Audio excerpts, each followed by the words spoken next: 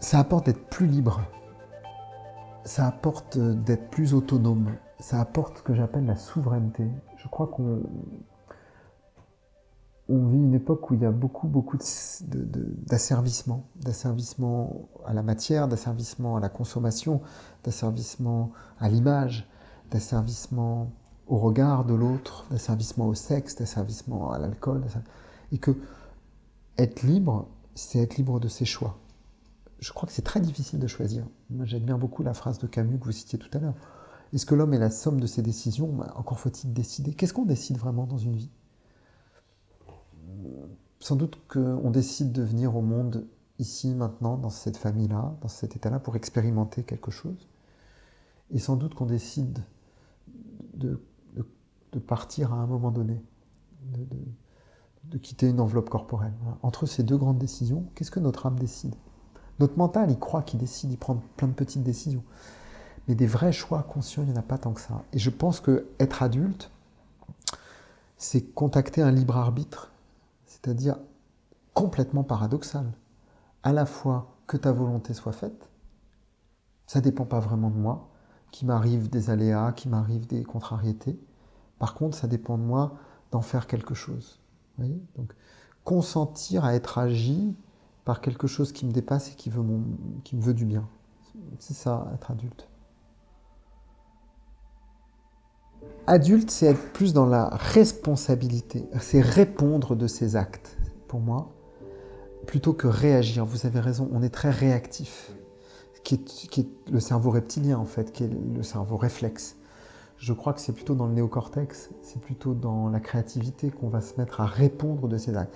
La responsabilité, c'est bien un concept de l'adulte, c'est bien un concept de l'autonomie. Autonomie, c'est j'ai ma propre loi. Ma loi, elle est gouvernée par ailleurs, par une loi qui me dépasse. Il ne dépend pas de vous ni de moi qu'on se rencontre ce soir. Peut-être que la rencontre aura lieu, peut-être pas. On fait tout ce qu'on peut pour réchauffer la glace, mais ce n'est pas nous qui faisons avancer le palais. Vous savez, au curling, nous, on chauffe la glace. Je crois que répondre de ses actes, c'est avoir du répondant, c'est-à-dire entendre l'écho intérieur, entendre l'écho de la vibration, de l'intuition. Vous voyez ce que je veux dire ? Bon, je peux vous faire une réponse d'économie politique, l'aliénation, etc. Ma réponse plus intime, plus empirique, c'est que le seul moyen d'être heureux, c'est d'avoir rencontré sa liberté. Je pense que c'est un chemin de crête, la liberté. Moi, ma conviction, c'est que on est tous très seuls et que c'est un paradoxe. C'est-à-dire que plus j'avance, plus j'ai le sentiment d'être seul, plus j'ai le sentiment que c'est incommunicable, le chemin de l'être, le chemin de la vocation. On pourra peut-être parler de vocation. Et en même temps, plus j'avance, plus j'ai conscience qu'il y a énormément de gens qui cheminent eux aussi. Vous voyez ce que je veux dire ?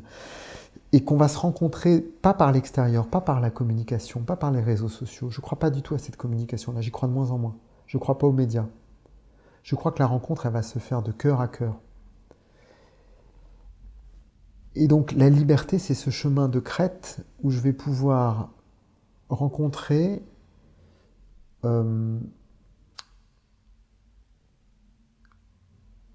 ce pourquoi je suis là. C'est-à-dire, c'est au-delà des mots, c'est difficile de mettre des mots sur vos questions. Moi, je crois que la liberté, c'est de passer de la survie à la super-vie, comme disait Théodore Monod. C'est-à-dire de rencontrer un état vibratoire, de paix, de bonté, de fluidité, de simplicité, on va mettre tous les mots qu'on veut, mais un état qui est par-delà les mots, c'est-à-dire un état dans lequel on se laisse vivre. Je pense qu'on passe beaucoup plus d'énergie à s'empêcher de vivre qu'à vivre. J'ai un client qui m'a dit un jour, suite à un stage comportemental qu'il avait fait, comme quoi même dans le comportementalisme, le plus basique, il peut y avoir des trésors de spiritualité, il me disait: j'ai arrêté de faire des efforts, j'ai décidé de faire des progrès. Et bien pour moi, être libre, c'est ça. c'est se dire que quoi qu'il arrive, on est en train de faire des progrès. Il faut beaucoup d'énergie pour aller à l'endroit où il n'y a plus d'efforts à faire. Il faut faire beaucoup d'efforts pour aller à cet endroit-là. Avant de se parler, ce soir, on a passé beaucoup de temps à installer la technologie, les caméras. Vous voyez ce que je veux dire? C'est très métaphorique de ça, de notre vie. On passe beaucoup de temps, on peut passer toute une vie pour répondre à votre question, à quoi ça sert d'être libre. Ben voilà, quoi. Mais la réponse est dans la question. C'est pour ça que je disais tout à l'heure, le sens de la vie, c'est elle-même, quoi. Vous savez, c'est comme un carambar, la vie. L'essentiel est dans le papier, pas dans le bonbon. Le bonbon, c'est que des cochonneries. Si j'avais ces pouvoirs que vous m'accordez, pour un instant, ça serait de rencontrer ma propre planète. C'est-à-dire que notre responsabilité, c'est de prendre soin de l'être, de prendre soin de la vie, du bio et du géo. La nature de la planète, c'est rien d'autre que le reflet de notre nature intérieure, ni plus ni moins. Et donc ma plus grande responsabilité, c'est pas de jeter dans des bacs jaunes, dans des bacs verts ou dans des bacs à verre mes déchets, c'est d'avoir moins de déchets, c'est d'avoir conscience de cette usine que je suis devenu, de produire des déchets. Je ne crois pas qu'on soit des entreprises. Et l'époque actuelle nous transforme un peu en entreprise. On consomme, on produit, on est dans un rapport extraordinairement économique à la vie. Oui, enfin, je crois que c'est le sens du Petit Prince. Les planètes que visite le Petit Prince, c'est rien d'autre que, encore une fois, un chemin initiatique à la rencontre de son propre chemin, de son humilité, dont on parlait tout à l'heure. Rien ne nous rapproche plus de la Terre que notre humilité, notre humus, notre terreau. Chaque être est une planète en soi. Donc, pendant 5000 ans, on a eu un rapport à la nature qui était masculin, crypto-masculin en termes d'archétype. Conquérant, performant, avec des extractions. On a vu la Terre comme une ressource inépuisable. Je crois qu'il est temps de passer à un rapport plus féminin à la Terre. Et la première chose qui me vient, moi, dans un rapport féminin à la Terre, c'est de rencontrer notre Terre intérieure. Pas de militer pour la Terre, enfin c'est très bien, moi j'ai rien contre les militants écologiques, mais moi mon métier c'est l'écologie personnelle. C'est-à-dire, est-ce que chacun prend soin de son écologie personnelle? Je suis sûr qu'il y aurait moins de guerres s'il y avait davantage de méditation. Je suis sûr qu'il y aurait moins de... En tout cas, j'ai l'espoir, j'ai l'utopie qu'il y aurait moins de catastrophes écologiques s'il y avait plus de soucis de soi, s'il y avait plus de respect de la vie qui circule en nous.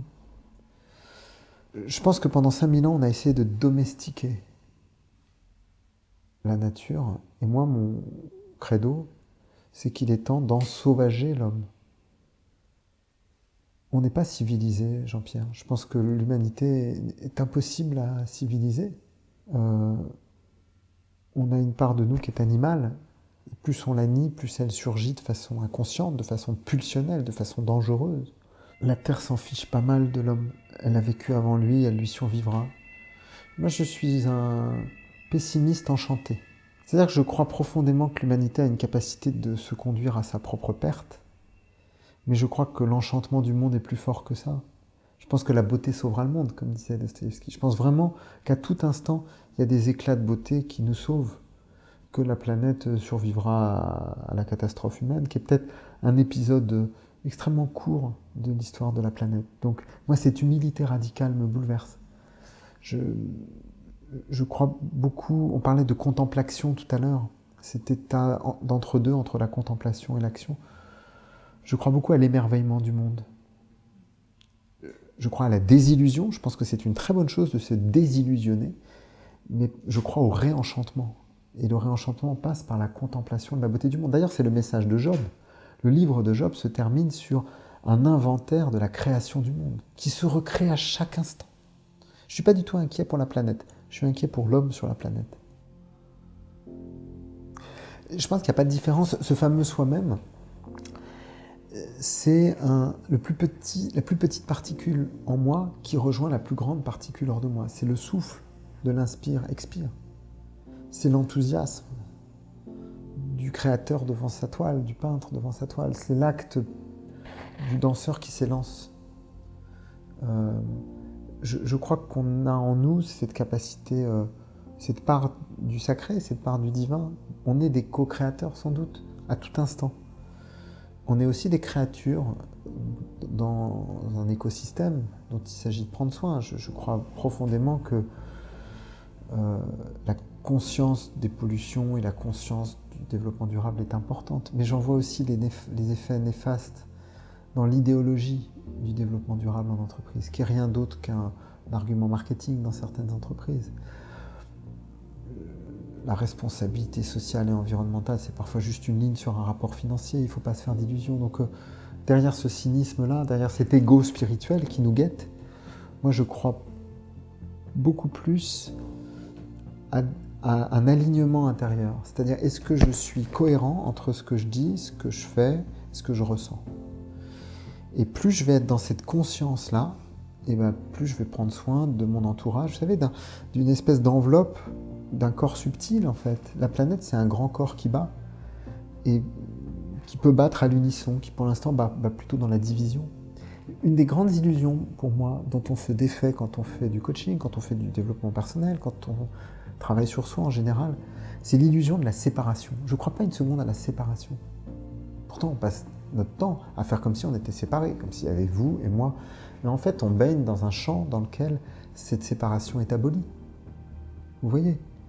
C'est le champ vibratoire de la rencontre, des moments de grâce, d'extase, de joie, d'orgasme. Enfin, il y a plein d'instants de vie comme ça.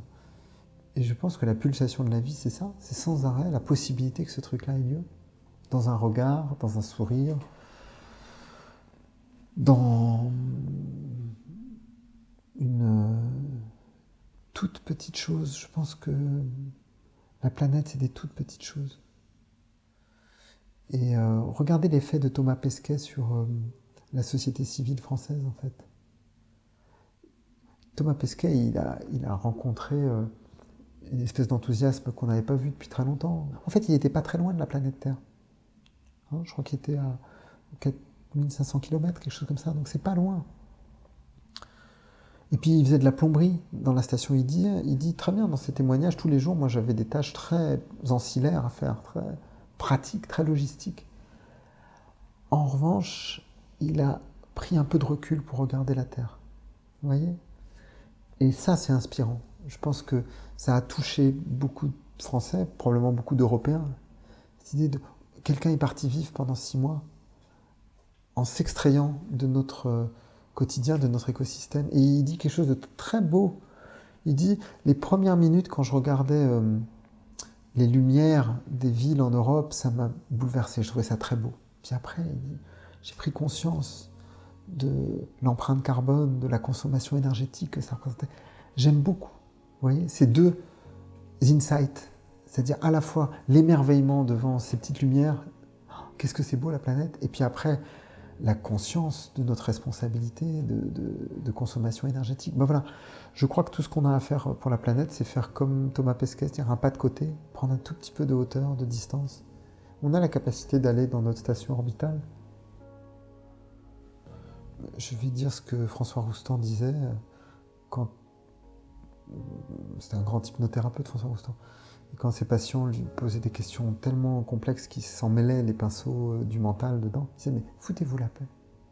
Foutez-vous la paix. Moi, j'ai envie de dire à la COP 24 ou 28 ou 32, enfin, tant qu'il y aura des COP, foutez-vous la paix.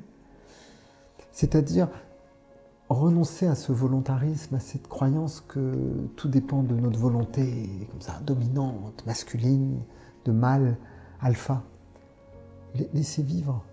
Vous voyez, soyez à l'écoute, arrêtez d'ausculter la planète de façon scientifique. Soyons plus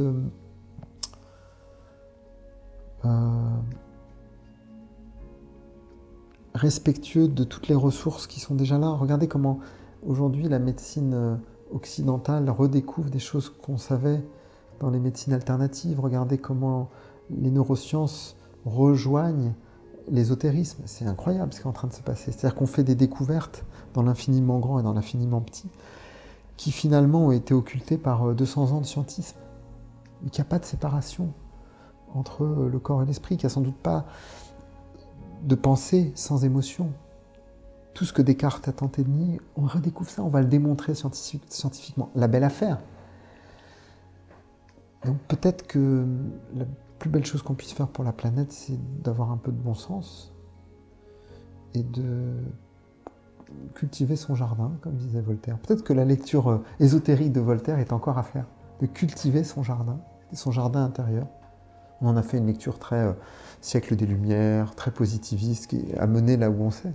Mais le premier humanisme, celui d'avant Voltaire, c'était un humanisme du jardin secret, du jardin d'Éden, dont on n'a jamais été chassé sans doute. Du jardin de la connaissance, de l'arbre des séphirotes. Voilà, c'est toujours d'un jardin qu'il s'agit. À quelles conditions la planète est-elle habitable? Moi, c'est ça la question que j'ai envie de poser à la COP24. C'est quoi les conditions minimum de vie sur la planète? Je ne sais pas vous, si ça vous choque, mais moi, je suis très frappé de voir de plus en plus de personnes qui vivent dans la rue, qui vivent dans le métro, qu'on appelle les SDF. C'est horrible, cette exception. C'est d'abord des personnes. Et je ne sais pas si vous avez remarqué, Jean-Pierre, le nombre de personnes vivant dans la rue, dans la misère, et qui ont un smartphone. C'est bien la preuve que ce n'est pas ces outils-là qui vont nous aider à avoir une vie plus acceptable. Donc à quelles conditions la vie sur Terre est-elle habitable? Je crois que ça pose toute la question de l'industrie, ça pose toute la question de notre ensauvagement du monde, dont je parlais tout à l'heure. Pour moi, la question du genre, ça fait partie des lois ontologiques. C'est-à-dire que les archétypes masculins et féminins sont des principes ontologiques. Donc, c'est sans doute une dualité qui s'offre à nous tout le temps. C'est le yang et le yin, c'est la lumière et l'ombre, c'est l'extérieur et l'intérieur. Voilà. L'essentiel, c'est de regarder les hommes pleurer, en fait. L'essentiel du coaching, c'est de les amener à l'endroit où ils ont un peu de douceur pour eux-mêmes, un peu de consolation pour eux-mêmes. On est tous des grands blessés, voilà. Et les hommes autant que les autres, sans doute plus que les autres. Moi, un de mes credos, c'est que la seule puissance qu'on ait, c'est la conscience de notre fragilité. Donc le masculin sans le féminin, c'est rien. Mais c'est vrai aussi, que la sensibilité, l'émotivité toute seule, donc le féminin, entre guillemets, de façon un peu archétypale, c'est dangereux si ça n'est pas canalisé, si ça n'est pas contenu par un cadre qui est plutôt de l'ordre du masculin. Et on peut continuer à l'infini. Donc le féminin a besoin du masculin pour être fécondé, et le masculin a besoin du féminin pour être accompli, pour être épanoui. Donc je trouve que cette fertilisation intérieure passe par l'autre. Alors ça, c'est le grand mystère. C'est que je crois que j'ai quand même besoin de l'autre pour rencontrer mon enfant intérieur. C'est-à-dire que je ne crois pas à l'auto-coaching. Je ne crois pas que je puisse faire ce chemin-là tout seul. J'ai besoin du regard de l'autre, j'ai besoin de la question de l'autre. J'ai besoin d'être challengé par la même polarité chez l'autre. Donc je crois au couple, moi. Couple hétérosexuel, couple homosexuel, c'est pas une différence de genre, mais c'est une différence d'archétype, encore une fois. J'ai besoin de l'altérité pour rencontrer mon soi, comme vous disiez tout à l'heure. Mais un soi qui va être plus grand que celui que je serais si j'étais tout seul. Et pour moi, la promesse de toutes ces sagesses en kit, de tous ces bouquins qui nous promettent le bonheur, qui nous promettent la paix intérieure, qui nous promettent la pleine conscience tout seul, ça fabrique juste des monades, ça fabrique juste des êtres encore plus esseulés. Alors que c'est dans l'aspérité, c'est dans la découverte que l'autre voit pas le monde comme je le vois, et que du coup, quelque chose que je prends pour universel ne l'est pas, quelque chose dans lequel je me noyais, finalement l'autre a la réponse. Je crois que le chemin vers soi passe par l'autre, définitivement.